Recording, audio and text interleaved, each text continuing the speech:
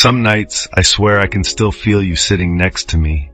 Not really here, not really gone. Just that in-between space where memory starts to hum like background noise. It's strange, isn't it? How people can leave and still stay in the smallest, most ridiculous ways. Like in the smell of your old t-shirt I never washed.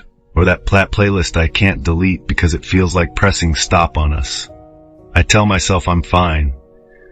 Everyone does. I'm okay. Two words that sound like a lie even to my own ears. The truth is, I'm still learning how to live in a world where you don't exist the same way you used to. Where your name doesn't light up my phone. Where laughter feels like an old language I forgot how to speak.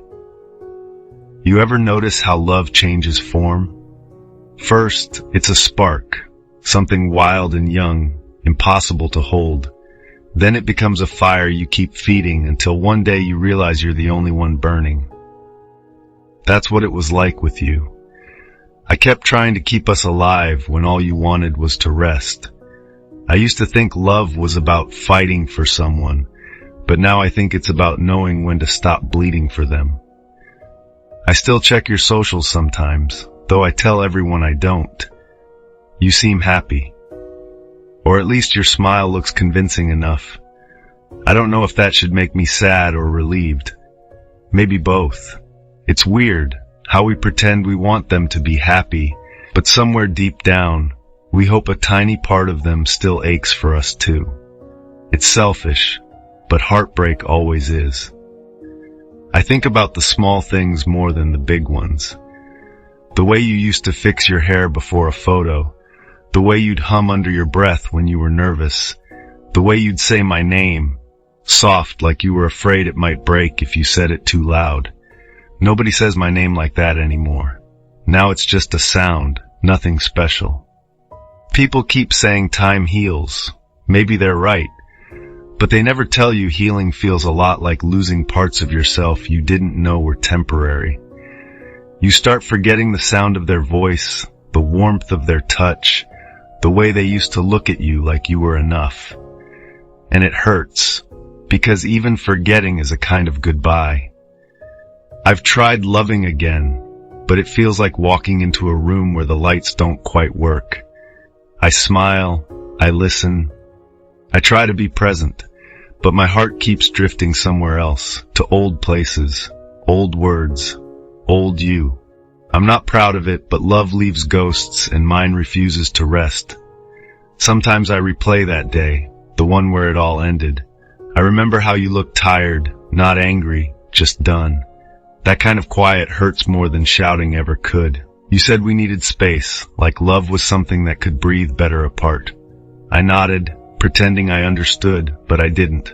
I still don't. Because space didn't save us, it just gave me more room to miss you. I still have your text saved, the one that said, "You mean a lot to me."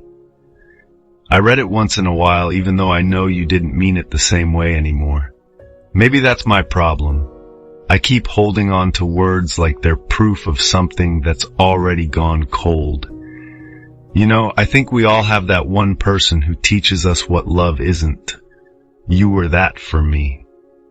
You showed me that love isn't always soft or safe. Sometimes it's sharp, sometimes it leaves marks, sometimes it makes you question everything you thought you knew about yourself.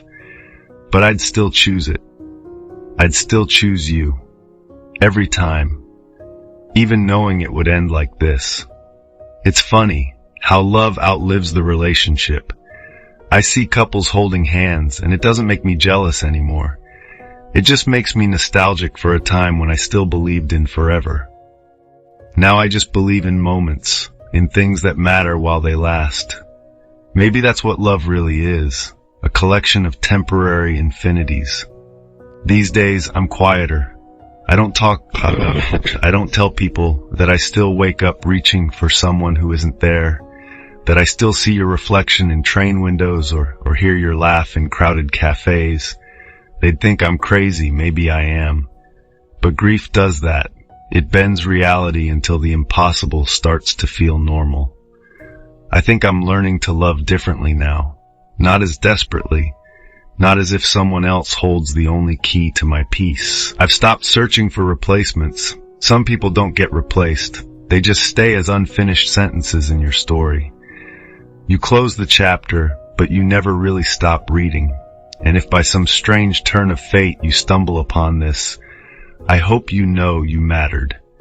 You still do. You were the calm before every storm, the reason I believed in tenderness again. I don't hate you for leaving. I get it now. Sometimes love isn't enough. Sometimes two people are right for each other but wrong for the timing. Sometimes we love people who were only meant to teach us how to love better next time. I don't know if I'll ever stop writing about you. Maybe this is how I keep you. Not in the way I used to, but in ink, in words, in the spaces between them. Maybe love doesn't die after all. Maybe it just becomes something quieter. Something that doesn't need to be returned to be real. And even after all this time, I still keep a place for you, small, hidden, and soft. Not because I can't move on, but because some loves don't end. They just settle down inside you, like a faint light that never fully goes out.